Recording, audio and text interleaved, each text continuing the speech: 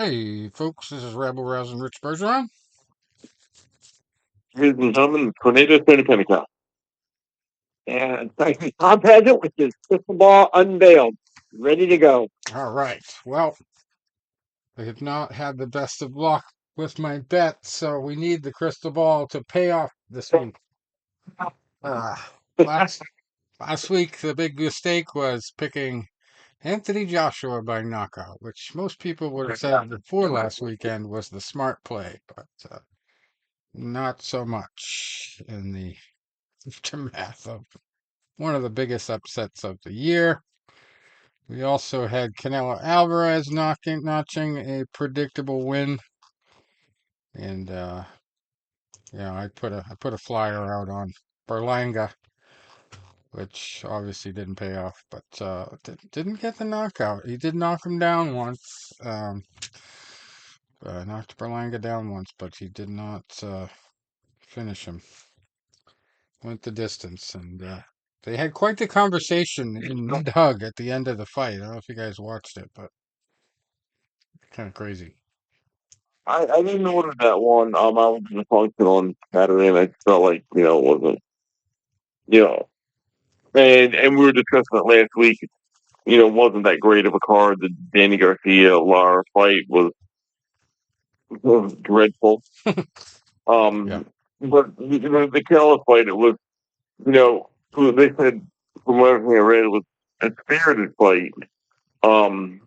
But you know, it was fine. And if you look at the knockdown, it was a good lead left hook.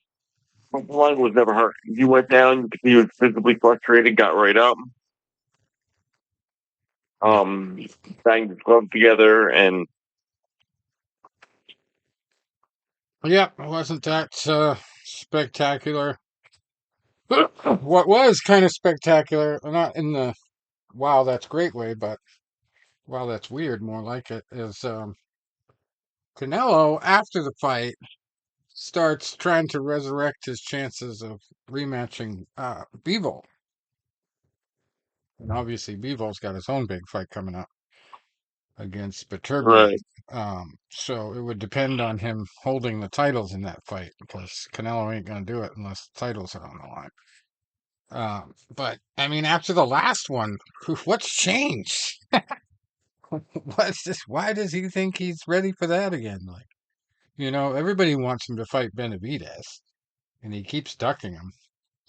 So it just makes way more sense to stay in your lane, stay in your weight class, and stop trying to do the impossible. It's not really going to improve your legacy if you lose again to that guy. It would probably improve your legacy if you actually stepped up to fight the guy in your own division that everybody's asking for. But that's just my thought process on it. Just don't know what he's thinking sometimes. And of course, we had the big card over And the you weekend. notice he didn't say he would fight Better Beef if he beat D-Ball. Right. He's not calling for Better Beef. He wants D-Ball. Maybe he Yeah. just wants to prove Good that point. that loss was a fluke. I don't know. It's just weird. Or maybe he just knows that Beterbiev's style just would not be a good move to face. Yeah. Yeah. You know, if you go back and you look at styles, those are styles like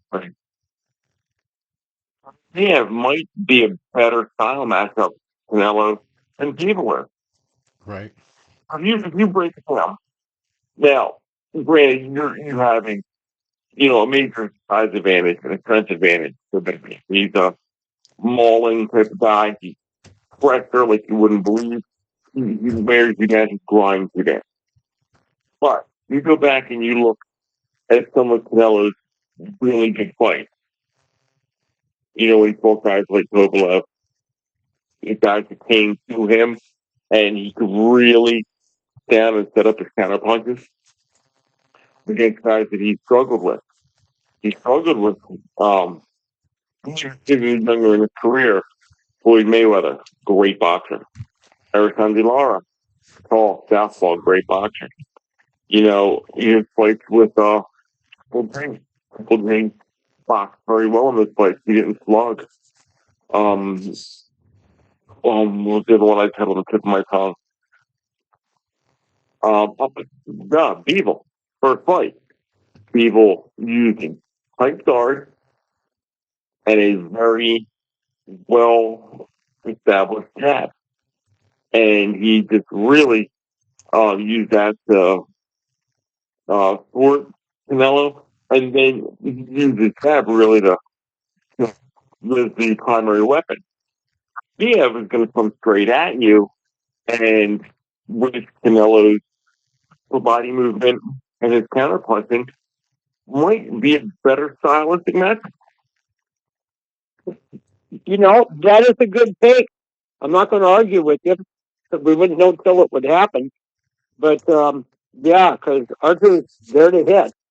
He just is, and I know he has been down before. He just hasn't been stopped.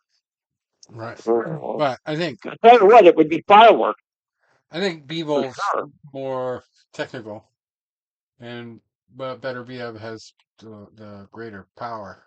So I think that's to Canelo a better option because he feels like if I go against Bivol, I know I can go to decision with him. If I go against Beterbiev, he could knock me out. That's probably his thought process, but I can't. I'm not like Tom. I don't read people's minds. Anyway, so we had some fights. Actually, where is it? That's the schedule. We had some fights up in Canada on Saturday, as well as the fights with Anthony Joshua and the biggest upset of the year so far. Jean Pascal, blast from the past, back in action at 36-7-1 at cruiserweight now against Terry Osius, who was undefeated, 13-0, and Pascal got himself another title. Picked up the WBO wow. NABO cruiserweight title. I can remember the first I title don't know if there's enough credit. years ago. Nothing else too special on that card, but the big one, of course, was over at Wembley Stadium on home turf for Anthony Joshua, and he looked like a fish out of water. Just not really putting his punches together well. And Dubois kind of reminded me his knockout, because I didn't see the whole fight, but I did see obviously the clips of the knockout. It kind of reminded me of when George Foreman knocked out Michael Moore. It didn't look like the most powerful of punches that landed to, cause the final knockdown. But it's looks can be deceiving. It was, he just got him out of sorts and just basically brawled his way to the knockout. And fifth round, And how many times, week after week, we talk about the mental aspect of fighting, right? and that was demonstrated. And Jim Bradley was saying that maybe Joshua just had information overload. He didn't use that word, but how many different trainers does Anthony had? Yeah, And I can understand maybe going to a different gym now and then, but you want to have a home base, right. I would think, for most guys. And Anthony has changed a lot, and it just seems like he was not in sync. And maybe it was Daniel just taking it to him because I watched the whole thing, and Daniel didn't take a step backwards almost through the whole fight. He was just the boss. And at the end of the first round, it was a nice combination. Anthony was on the floor, and Daniel he just kept going. Didn't knock him down in the second round, but it was an easy one to score. Knocked him down in the third, knocked him down in the fourth, and my card was 40-33 after 4 rounds. Yeah, I've never seen that before. So yeah, I think it's a chin problem and maybe a head problem. So I don't know. So, I don't know where Anthony goes. He says he's not going to quit, yeah. but If you look at his record, though, I mean, going into the fight, there were no really world beaters on his record between this one and his last loss against Usyk. Francis Ngannou probably, knocking him out in the first round, second round there, gave him such overwhelming confidence in his power that, he thought he was going to wipe the floor with Dubois. And then before that, Otto Wallin was a retirement in round 5. Hellenius, it was not really a, spectacular fighter, knocked him out in the 7th. And then before that, the guy that I have never heard of, Jermaine Franklin Jr., coming in at 21-1, took him to decision, but did win that one. And then he had the 2 losses back to back against Usyk, split decision, unanimous decision. But yeah, so I think he was just getting built up to the point that he thought he was better than he really was. And this guy said, "Nope, I'm going to test you. No, I'm going to test you, but you're going to fail the test." And sometimes that happens. But I like his attitude. Actually, Conor McGregor was sticking up for him too, because a lot of people were asking Conor McGregor, who was probably on multiple substances. He's acting a little bit wild and crazy. But Conor McGregor was saying, no, why should he quit?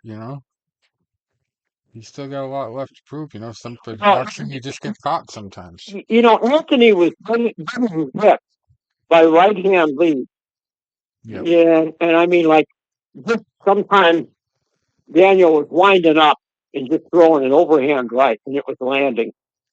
And, the phrase I always have, at a certain point, the fighter is what he is. Yeah. And at Anthony's stage of career, do you really fix flaws like that, these defensive flaws? I mean, it was, Well, you he's don't always see kind that of been that often. criticized as not really a natural boxer. He's always kind of struggled with the technique aspect of it. He just mostly, I think, got into it because he thought he could bring a lot of power to the table. And, that always hurts guys when they get to this stage of their careers when, they're just never going to face a bum again. It's just always Right, top right. level And so what do you think? At his age, can he really reinvent himself? I mean, I know he's only 30. He's got a long career, and he seems old. Yeah. I don't know. That's the question. Well, I think you worry more about like, the concussion aspect of it. Like, all these football players like the Miami Yes, well, quarterbacks. Uh, and you just had Brett Favre come out and tell everybody that he's got Parkinson's. Claims he had thousands of concussions, possibly. I don't know about that, but uh, that was probably because of that bounty that they put on him that game. oh You got to yeah, remember yeah. that. Well, that whole season that Peyton gets suspended for a couple years. This New Orleans Saints had financial bounties for big hits. And then, Brett Favre obviously played long before a lot of the new rules were made and the new helmets and all that. But anyway, yeah, Anthony Joshua, I think I would worry more about his brain health than, whether he can really hack it in those ranks. Um, because yeah, that was a bad knockout. But, he seemed pretty good spirits after the fact. Like, he really wasn't ashamed of himself, which is good. You get right back on the horse, and who knows? We could have some success. I just don't know if he's going to be like world championship level again. It's going to be tough to get back there. But we'll see. He's obviously going to choose his next So opponent. so much depends. So much is going to depend on the Usyk Fury rematch. I mean, if Tyson Fury wins, if he loses, that's still the fight that Brits want. Yeah. And boy, they love their fighting. The co-main event ended early, Yeah, it's another and thing. I just just saw a clip of the Usyk. delay. I'm telling you, if it was in America, there'd have been a riot. It probably was more than an hour. And the Yeah. Brits just looked at it as an opportunity to get drunker. I mean, they were Yeah. and I know that they would still, even if Fury comes up short against Usyk, I think they'd still sell out the stadium. Oh, yeah. Well, it was funny because Usyk and Fury were acting kind of chummy in the crowd for that fight. Um, And it was even funnier. I saw a clip of Usyk meeting Conor McGregor, and like I said, Conor was probably on multiple substances. And after Conor walked away, Usyk did a little impersonation of him. It was hilarious. Yeah, he did the walk, the Conor walk, and he's just talking about how much of a character the guy is. There's also been talk. Obviously, they decided in the UFC ranks that Conor's not going to fight until 2025. Weirdly enough, Conor still wants to fight Chandler whenever he fights again, and then he's basically predicting that he's not going to come back to the UFC after he gets his next two fights to end his contract. He's going to fight for his own league there that he's part owner of. And I actually haven't read anywhere what percentage of it he owns, but he is part owner of the Bare Knuckle Fighting Championship, owned by, well, I don't know if she's owned, but it's like basically invented by Feldman. David Feldman, is it?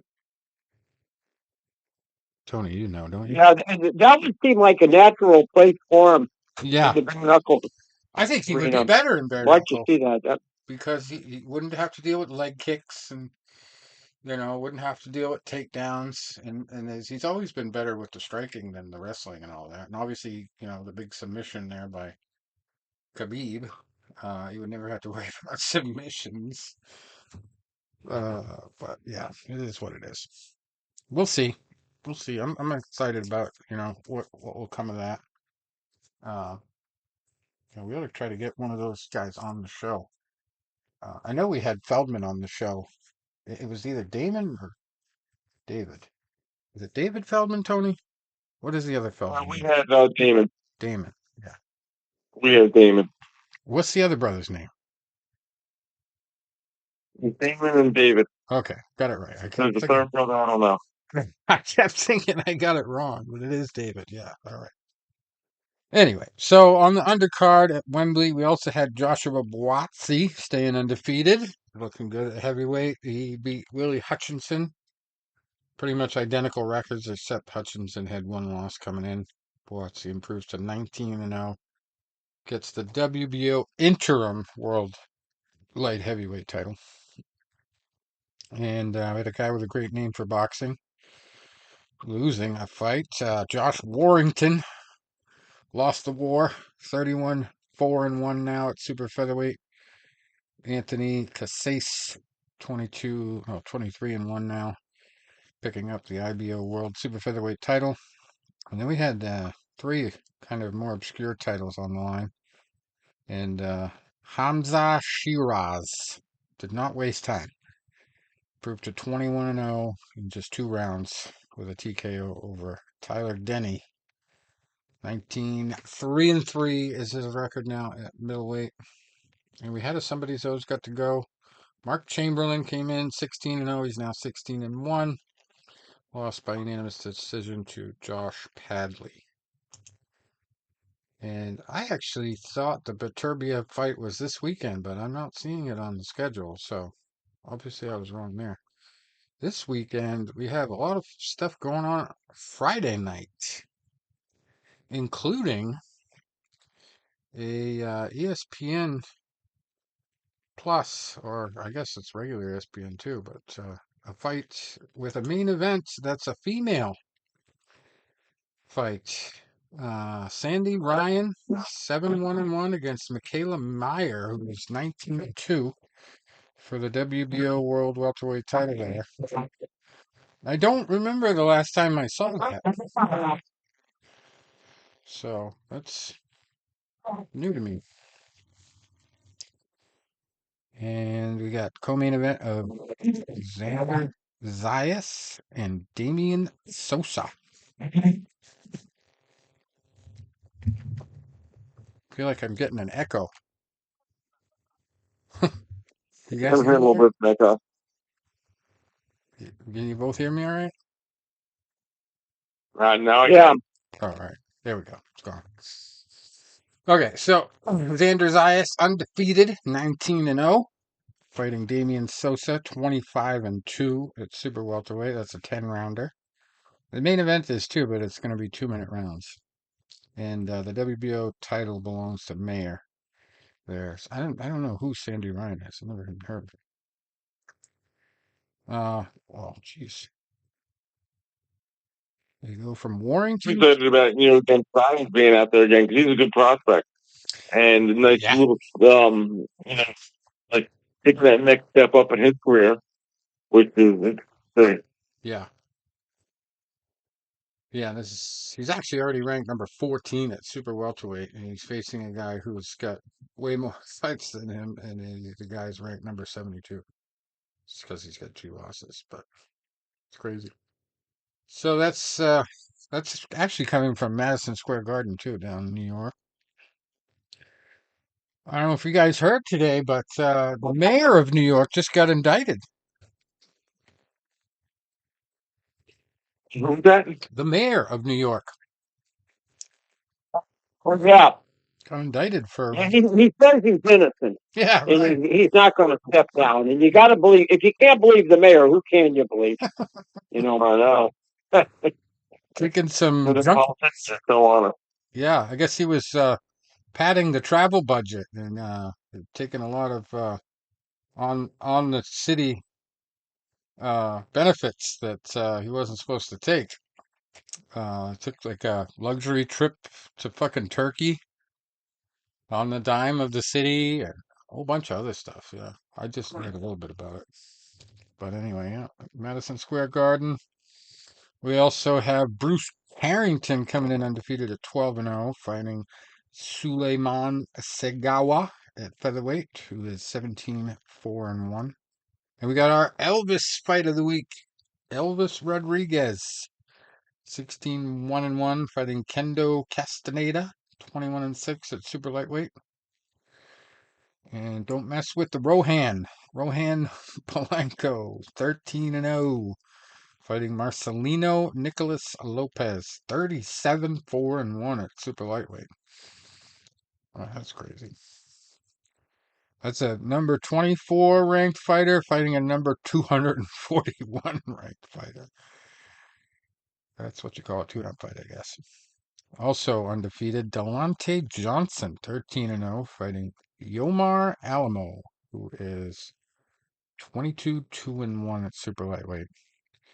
And not Floyd Mayweather, but Floyd Diaz, 12-0, fighting Mario Hernandez, 12-4-1 at bantamweight. And that's about it. There's another Friday fight card as well in Atlantic City. Julian Rodriguez, not sure if he's related to Elvis, but he is 22-1, fighting Quayshawn Toller, 17-2 at welterweight. And then there's another really big female fight for a plethora of titles, we would say, coming to us from Atlanta tomorrow, which may not happen if the hurricane is gonna blow through like they say it is. Alicia Baumgardner, 15-1, fighting Delphine Persoon, 49-3, looking for win number 50. She is the champion. And there are 4 belts up for grabs there. IBF, IBO, WBC, and WBO World Super Featherweights belts. And then we've got fights across the pond as well on Friday. Friday night's all right for fighting, I guess. Got Sheffield, UK fights going on. Reese Mauld, 18-2, fighting Ryan Walsh, 28-4-2 at lightweight. In the Commonwealth Boxing Council Super Bantamweight title going on between Ticey Gallagher, 8-2, and Tori Ellis Willits, who is 5-0. Also, Tyson Fury's cousin or brother? I'm not sure. Huey Fury? Is that his cousin? Cousin or brother? I'm not sure. 28-3, fighting Christian Thune, who is 9-1 at heavyweight. Probably his brother if he's a heavyweight. Makes sense. But he's definitely related, I know. Well, let's see what we got from Saturday. Saturday, we got another female fight in Sheffield on another card, featured on the Zone. Rhiannon Dixon, 10-0, fighting Terry Harper, who is 14-2-2 at lightweight. That one's for the WBO World Lightweight title. Let's see. We got the WBC World Cruiserweight title on the line from Miami. Be on Fight TV. Norair Mikhailjan, who is 27-2, fighting Ryan Rozicki, 20-1. WBC World Cruiserweight title up for grabs there. And the 2300 arena's got a 2-star fight here going on Saturday. Leanna Cruz. Jeez, so many female fights this week. What the hell is up with this? Is it female fighting week? Leanna Cruz, 8-0, fighting Melis Gangloff, who is 10-4 at super flyweight. No title on the line there, but that's at the 2300 arena. And that's it until next week. So we go to, let's see. Oh, we've got a big, obviously, a big UFC story. The second settlement of the UFC antitrust case just dropped today. And oddly enough, it's $50 million more than the first settlement, which would have settled both class action cases. But this one only settles one of the two. And apparently there's a motion to dismiss still in motion on the other one. So they're going to wait to see what the ruling on that is, probably, before they settle that one. But I don't know how that's going to pan out. It's going to be interesting. But so this one is for $375 million. It's still subject to approval by the same judge who rejected the first one, Bullware. But they'll still have time if he rejects it to work out a new agreement before trial, because the trial's set, I think, for December, I want to say. Anyway. So yeah, that's trying to figure out which. All right, that is which one. Two different cases reformed. All right. Current arrangement would pay the full sum of $375 million to the class established in the Kung Lee case. So the other one is the Johnson case. K. John Johnson was the lead plaintiff there. Fighters in the lead class would receive about $70 to $75 million more than they expected to receive from the first settlement agreement. And then it released a statement. We have reached a revised agreement with plaintiffs to settle the Lee case with terms that we believe address Judge Bulwer's stated concerns.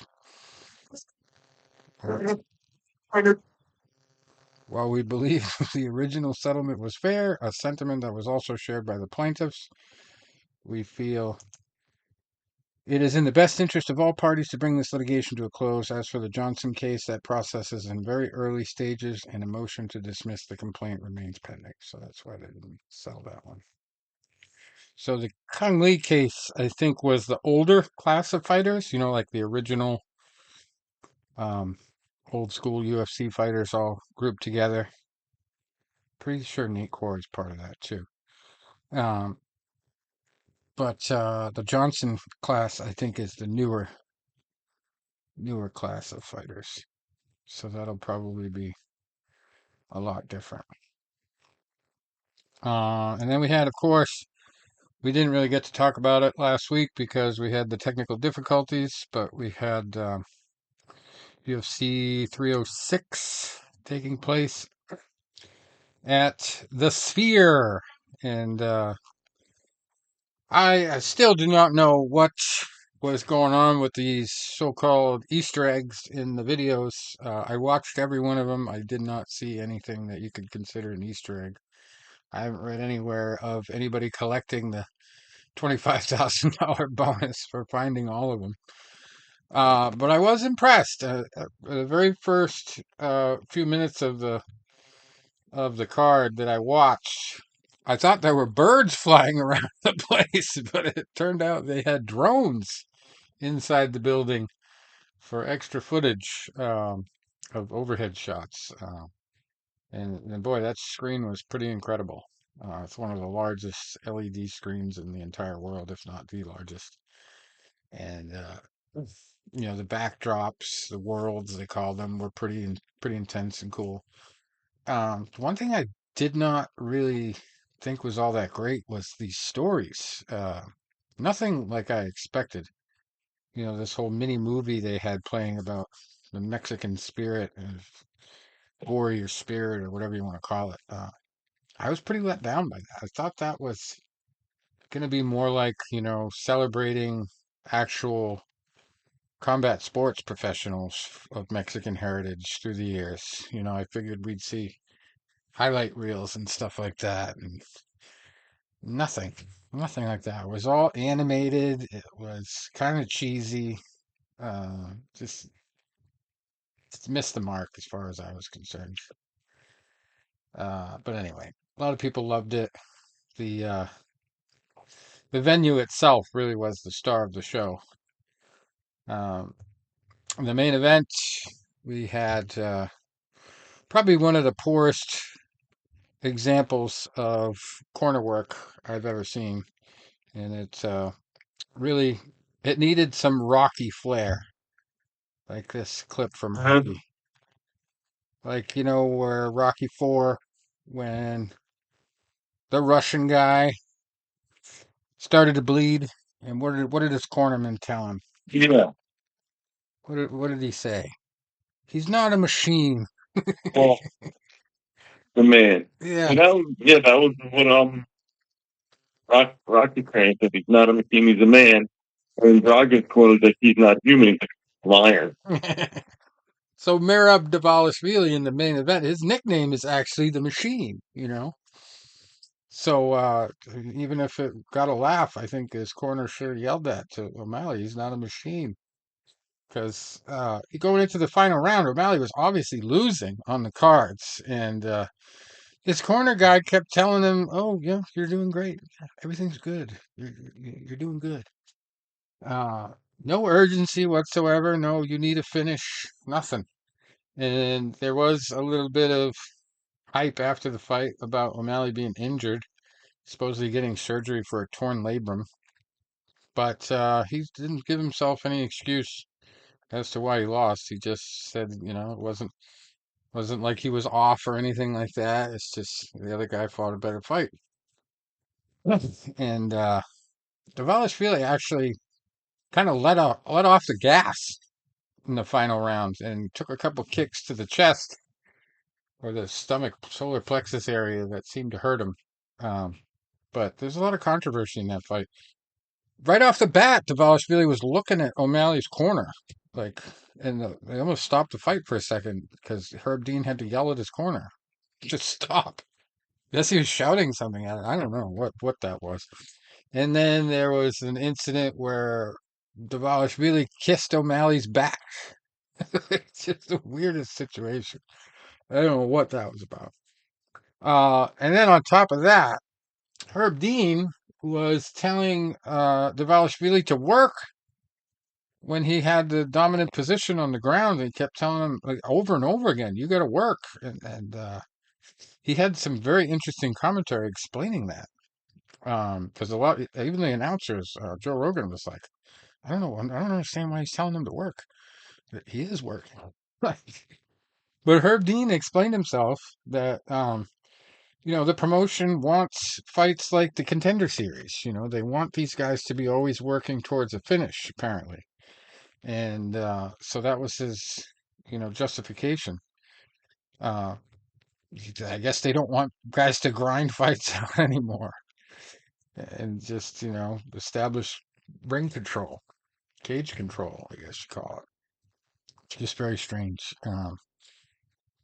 But some people's idea of work is different than others, I guess. And then, of course, did not win anything on this card because most of my picks were wrong. I thought Ortega was going to win. He lost. I thought Grasso was going to win. He lost. Um, the only guy that's really pulled through was Esteban Ribovics, and that was advice I took from another guy. who had picked the lock of the week before, and he said, "This is my lock of the week." And it turned out to be one of the most entertaining fights on the card. Esteban Ribovics did win, and he fought this Daniel Zellhuber, which I said the week before was a guy that kind of looked a lot big time sloppy to me, like really didn't have the best fight style, but he looked way better this time. Both guys had each other close to being knocked out, but nobody closer than Zellhuber. He was up against the cage and doing that circular thing where you're trying to dodge punches, and it was just like on spin cycle, on repeat. Yeah, he was just robotic almost, trying to avoid these punches, and he just kept moving. If he didn't, he would have gone down. Definitely. Like a couple of those punches, if they had landed, would have ended it. But somehow his chin lasted, and it went to split decision for Ribovic. So it was a narrow win, but I thought Ribovic definitely did more. Just kind of wore himself out a little bit when he was trying to get Zellhuber out of there. Shevchenko and Diego Lopez won their fights by unanimous decision. Alexa Grasso looked just as much of a fish out of water as Sean O'Malley in his fight, if not worse, because she didn't really have a round she came close to winning. And Ortega just got outclassed, basically. Then we had Ronaldo Rodriguez beating Ode Osborne by unanimous decision. Norma Dumont over Irene Aldana by unanimous decision. Ignacio Bahamondes over Manuel Torres by first round TKO. Katlin Souza over Yasmin Yaragui by rear naked choke submission. That was in the very first round, 3 minutes and 2 seconds in. Joshua Van over Edgar Chairez by unanimous decision in the second fight of the night. And Raul Rosas Jr. proving his record with a win over Keeling Aori by unanimous decision. And the fifth fight of the night, Norma Dumont actually, I think she was an underdog going in. Irene Aldana, I thought she was going to win. She has a lot more experience against a lot higher level fighters, but Norma Dumont had the win streak going in and just had the way better striking. And one of the worst cuts I've ever seen in my life. You could see like right to Aldana's skull. She had this cut right along the bridge of her nose up through her forehead. And it actually was two cuts, just barely disconnected from each other, but it was the most disgusting video I've ever seen of the doctor working on it after the fight. And she's got some massive baseball stitches. She's going to have to bear that scar for the rest of her life. Oh, it was just disgusting. Uh, but yeah, that's what happens when you go against a high level striker sometimes. So that was a pretty good card. Um, I thought they could have done better with the Mexican thing, but it is what it is. And then last week we did not have UFC proper, but we had a Dana White's Contender Series, and Gilbert Smith Jr.'s son, Elijah Smith, was in the main event. And other than his gas tank that faded a little bit in the third round, he looked fabulous. He looked very well rounded. He can wrestle, he could strike. But the conditioning fell off a little bit because he just threw so many punches trying to get this Aaron Tao out of there. And this was a fight that I really thought they might give both fighters a contract after this one because Tao was just relentless. And not only taking shots and waving the guy forward, but looking like those shots weren't really hurting him that bad.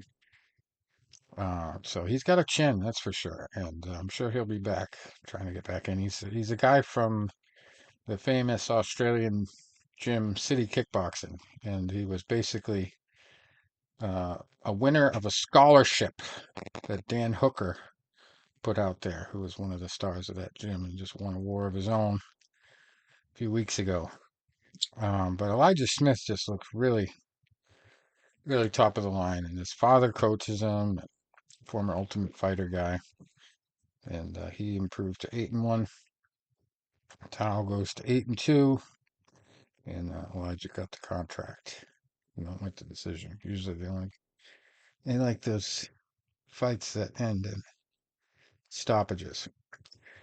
We also had Arthur Lopes going down to knockout 1 minute and 57 seconds into the first round in the heavyweight co-main event. Taliesin Teixeira winning that one. Benjamin Bennett before that at welterweight beating Joey Hart by split decision. Did not really impress Dana that much, that one. Then Atiba Abega Gautier beating Yura Nato by TKO 4 minutes into the second round. That one was pretty intense, but Gautier just looked like he needs a clinic in wrestling. He was horrible with the grappling, but when it came to striking, he made his mark. Got the contract with that. And then Ahmad Sohail Hassanzada basically waited for Dylan Mantella to gas out and then got him in a rear naked choke. It was back and forth in the first couple rounds, and then you could tell by the third round, Mantella just had no gas tank left. And then we had another Dana White's Contender Series, which finally broke my losing streak in the MMA betting the other night. That one was basically because I was smart enough to go under 1.5 rounds in the main event. But I would have won even more if I had picked the huge underdog to win. Who they said that his last fight. I watched all the experts predicting this fight, and these guys actually hunt down the videos of the fights and everything. And this guy Danilo Voivodkin, one of his previous opponents, had a 28 fight losing streak. Another guy was an old man, they said, that he fought. So very low expectations coming in. It was his first fight out of the Ukraine. And he's fighting like an all-American football player, Bailey Schoenfelder, who made the transition to MMA and was just a heavy, heavy favorite. And Schoenfelder just got lost out there. Like it looked like he was suffering from nerves more than anything. He just did not get any rhythm going. And neither guy had ever really been out of the first round. And Voivodkin, you'd think he would be the favorite, even though he fought some tomato cans, because he only once got out of the first minute of the first round. So yeah, his big time underdog, and he ended up pulling off the rear naked choke submission in just 1 minute and 13 seconds. And so, boy, the experts were like dead on correct on a couple of their predictions. One guy said, the fight before that, Daniel Frunza versus Vadim Kutsi. They liked Kutsi in the fight if it would end early, but they said if it went deep into the fight, they thought Frunza would get the knockout because Kutsi would get gassed out. And they all really pay attention to when a guy has a layoff too. And Kutsi had like a 2-year layoff.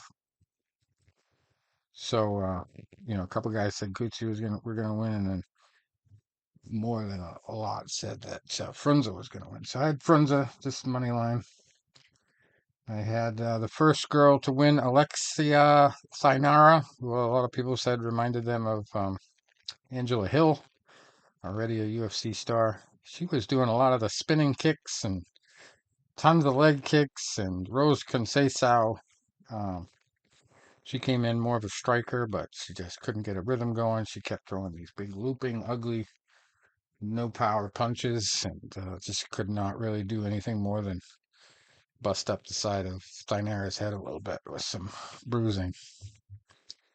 But never really came close to stunning her or anything like that. It was more like Alexia was just so busy throwing punches, she got hit by a few. And then the fight after that, probably the most impressive performance of the night, Kevin Vallejos took little time to knock out Cam Teague, 2 minutes and 23 seconds, and just looked phenomenal in there. Just put his punches together, fought a perfect fight. Kevin Christian getting a submission by triangle armbar against Francesco Mazzeo. And this is one that I watched a lot of different guys doing their YouTube previews, and there's this one guy, I've made fun of him before, the MMA experts guy calls himself. He's Italian, Tony, so his main admitted uh preference in this fight was Francesco Mazzeo because he was Italian and the UFC needs an Italian. That was his basis for why this guy was gonna win. And yeah, it may be true that the UFC needs an Italian, but you have to analyze it a little deeper than that because Mazzeo was another guy that just did not have the gas tank. He looked a little bit better in the first round, but as the fight went on, he just gassed out. And the craziest thing is, his corner told him outright. He said, "This guy's looking for the triangle or the armbar. That's all he's got." So what ends up happening? He gets in both of them at the same time. And Mazzeo obviously was not ready to defend it. And he actually tapped out more to the armbar than the triangle. But yeah, Kevin Christian got that one. And I had another lineup on a parlay that had him by submission that would have paid off if the heavyweight fight went to Schoenfelder. But I just had him on money line on the winning bet. And then for Teague Vallejos, I had under 1.5 rounds. So in total, it was a plus 3,013 odds bet. $5 turned into 155. So that was a good night. And then we close the show, I guess, here with the preview of the upcoming fight in Paris. Don't know what the time difference is going to be. I don't know if they're going to do the thing like they did with the UK card and have it in the middle of the night over there. They're going to have it at a reasonable hour over there, and it's going to be a weird hour over here. But pretty interesting main event. Renato Carneiro against Benoit Saint Denis. And Carneiro can do it by submission, can knock people out, win by decision. Like, he's just all over the map with his ability to win. Denis seems to prefer the knockout or the submission. He's a submission guy as well. 9 submissions, 4 knockouts. So never gone to decision for a win. Has lost once by decision to Elizeu Zaleski dos Santos. And this one, I really like Moicano. Renato Moicano Carneiro. He is obviously one of the best at post-fight speeches. I don't know if you've ever seen him, especially after he wins. He just really goes on tangents, talks about all kinds of stuff, but very outspoken guy. Saint Denis is coming off his loss to Dustin Poirier, and that was kind of just a matter of getting surprised, getting caught. Before that, he had a 2-fight knockout win streak, and then he had a submission before that. So yeah, he's had 3 knockouts and 2 submissions in the streak he had between losses. So it's probably, if you're gonna bet on this one, you'd probably go. If you're gonna go for Benoit, you go. He is fighting at home too, by the way, so you probably go by knockout or submission. But with Carneiro being so good at the submissions, you'd probably think a knockout would be a better bet. But anything's possible. Carneiro's really good at getting the rear naked choke.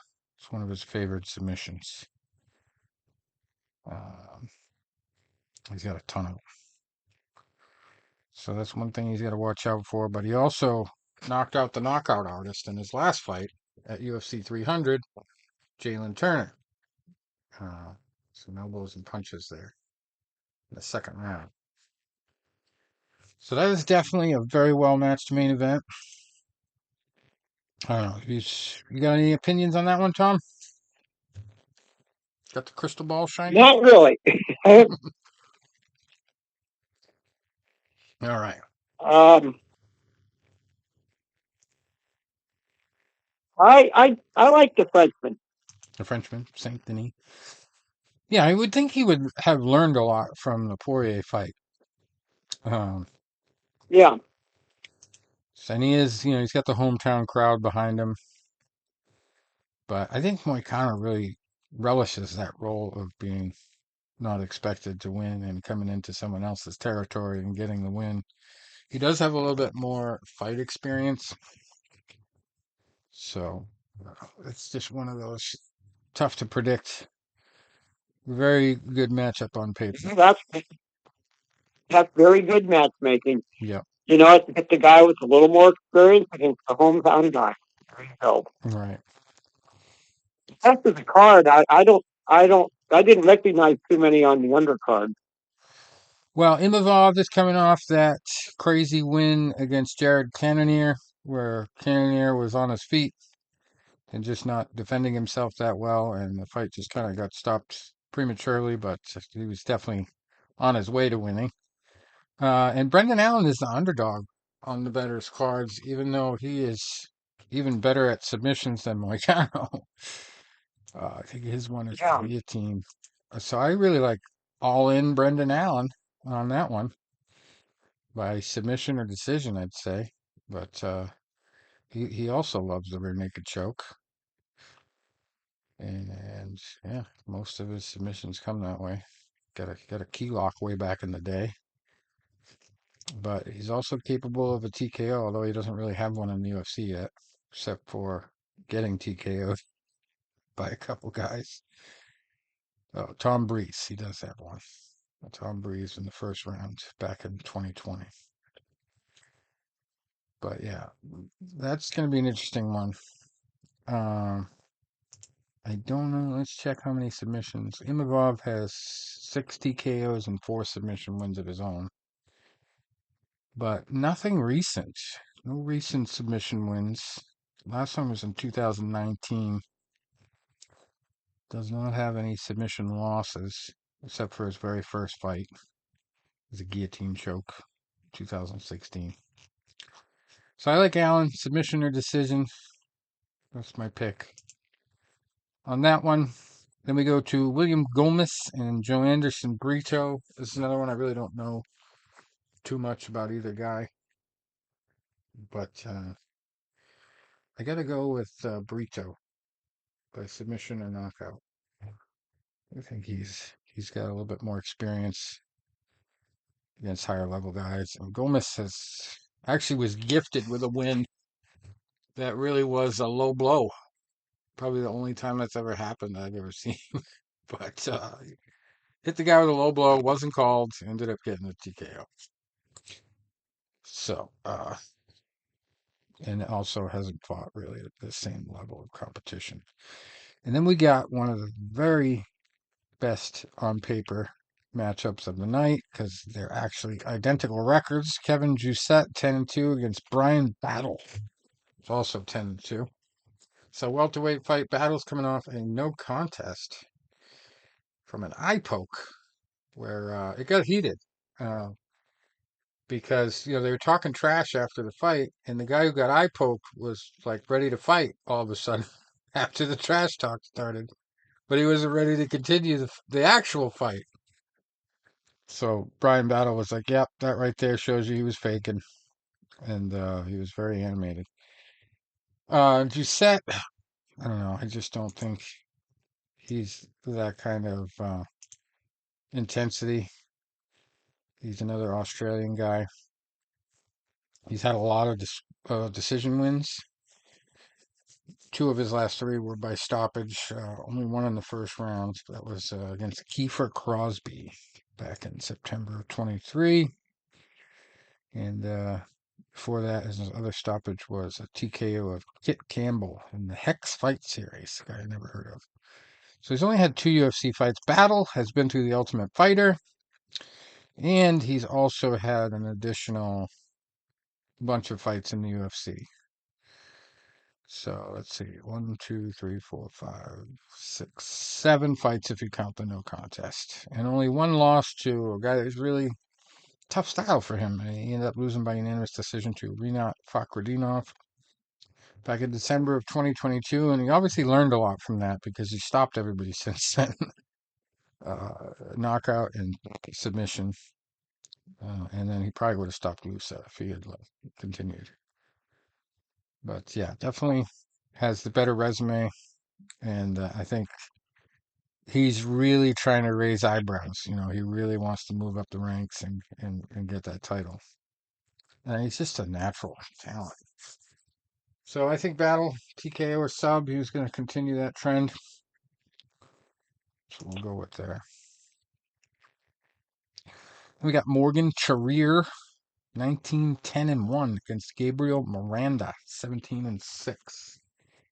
And like that one under 1.5 rounds. I think there's just a lot of knockout stoppage promise right there from both guys. So I'm going to go to that one. And then Faris Ziam, 15 and 4 against Matt the Steamroller Frivola, 11, 4, and 1. This one, I'd probably do a alternate decision bet with Frivola by knockout or Ziam by decision. And we got Iwan Kutalaba, 17, 10, and 1 against Ivan Urslan. A lot of the experts didn't even want to touch this one on a betting perspective. But I think if you're going to pick, you go Urslan by money line. Kutalaba is very unpredictable, but there's no real lock on that one. That's just a good matchup. And we got Umar Sai, undefeated at 10 and 0, fighting Dawoon Young, who is 15, 5 and 1 at light heavyweight. And that one I like Sai by submission. We got Ludovic Klein, 22, 4 and 1 against Roosevelt Roberts, who is 12 and 4. Everybody's on Klein for that one. Either money line or decision, I think, is the best bet there. Taylor Lapalus, 20 and 4 against Vince Morales, 16 and 7. Lapalus by decision would be the pick for me. Then we got a female fight. That's bantamweight, by the way, Lapalus.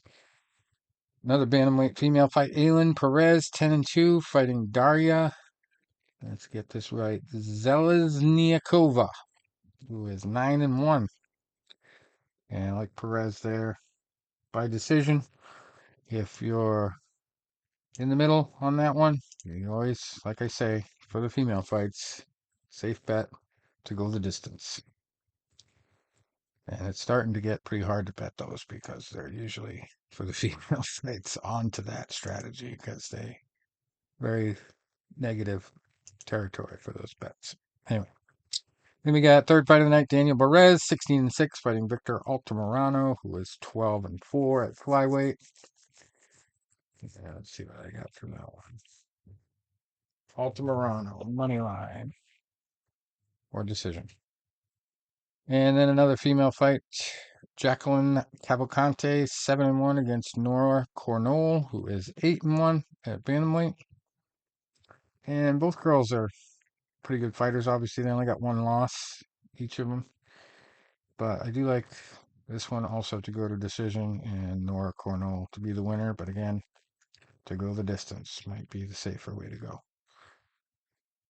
It's one way to bet on both fighters. Bolaji Oki in the first fight of the night is 9 and 1 against Chris Duncan, who's 11 and 2 at lightweight. And I'm gonna go Oki by KO there. Okay by KO. Okay, that's about it. See if we have any other pressing fight stuff. And I'll check the Google alerts real quick. So, most of the MMA stuff is all about the settlement.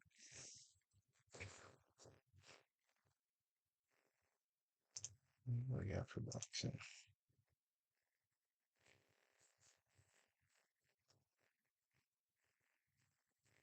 Deontay Wilder. Opponent took a dive in 177 seconds. What's this all about? The Bronze Bomber demolished Robert Helenius in 177 seconds in October 2022. You guys remember that fight? I remember that fight. I watched live. Hit him with right and walked right into the right hand, and down he went. So, they actually were spending time together for Wilder's previous clash with Tyson Fury. And then after negotiations fell apart for WBC final eliminator against Andy Sr. shocked the division. He said that Helenius was a hand-picked opponent after a lot of training with Wilder. So he's basically a sparring partner of Wilder. He said, I think that sparring partner dived. And Andy comes from a good fight that lasted 12 rounds. So, wow. Wilder came back with, stop playing around and be a man. Make your own decisions. Don't allow your daddy to mess up your last few years. Daddy's boy. It's okay to be that, but you're a grown man with children depending on you. Remember that before it's too late, you'll have regrets while your father lectures you on how you should have saved your money. Andy, it's time up for the games now, buddy. Let's get this fight on, man. We offered you a hell of a lot of money. Now, the one thing I don't want is I don't want you to allow others to dictate your career at this moment in time. Wow. He's giving a lot of money advice. Anyway. So, yeah, I guess he's really trying to make that fight, even despite those allegations.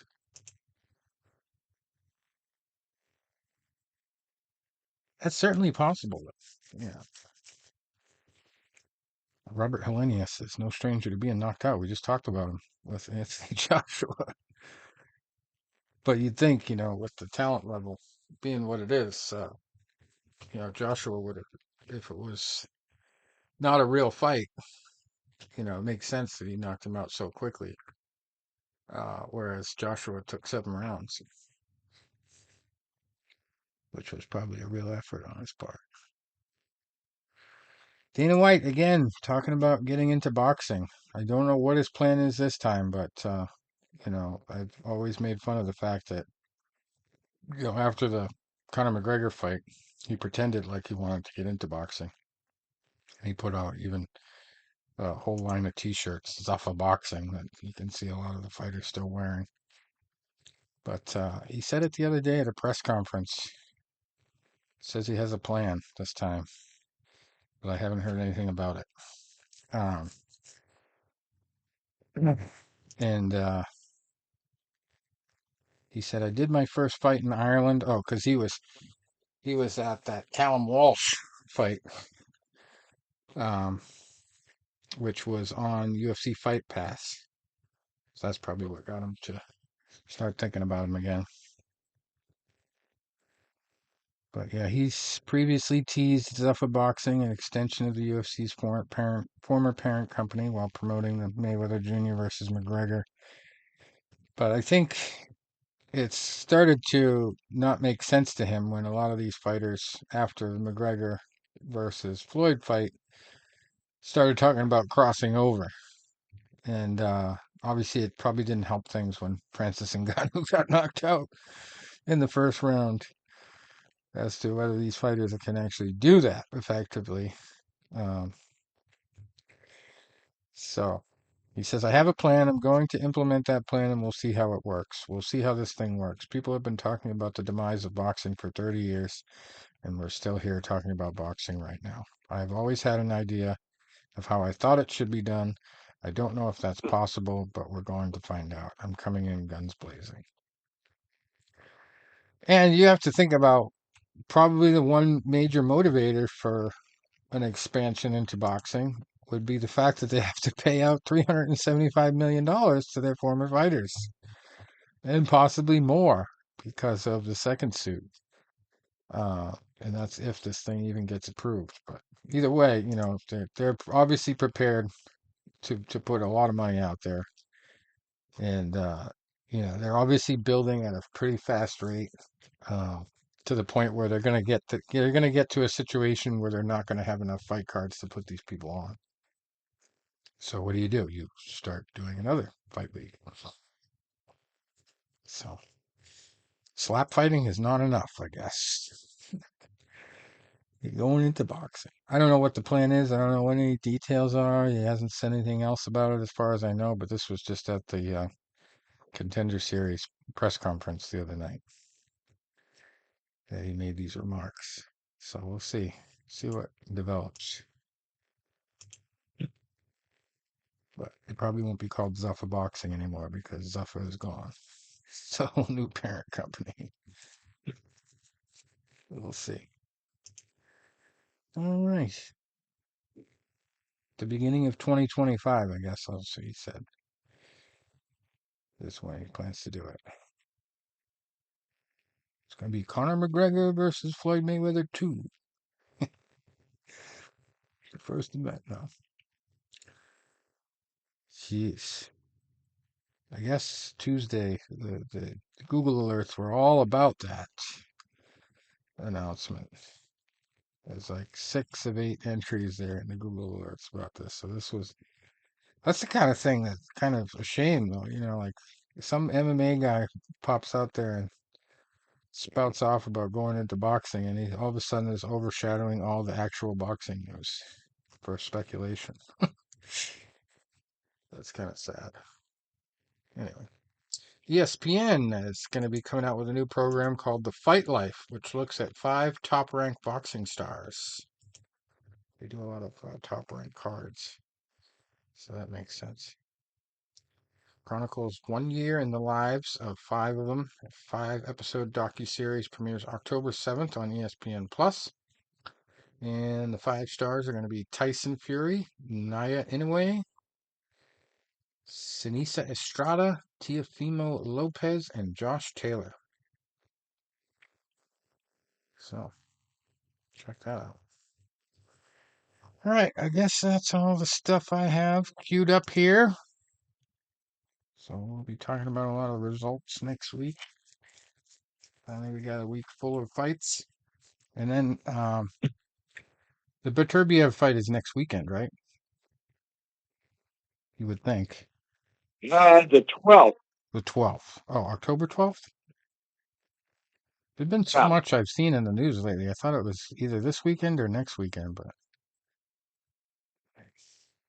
Tom's consulted his crystal ball and schedule. So I guess we'll be talking about that a couple weeks from now then. All right. Till then, thanks for stopping by. All right, guys. Enjoy the fight. Okay. Get some sleep, Tony. I'm gonna try. Good night.